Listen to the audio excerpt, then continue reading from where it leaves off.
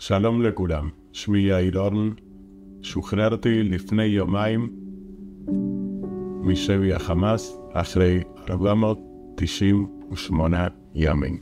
אני הייתי שם, הייתי במנהרות החמאס.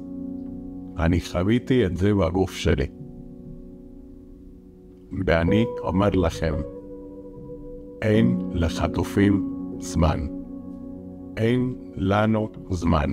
חייבים להחזיר אותם עכשיו. כולם שואלים אותי, מה אתה צריך?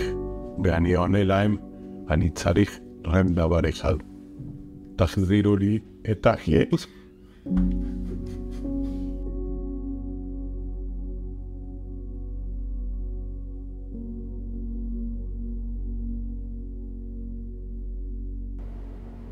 תחזירו לי את אחי ואת כל החטופים.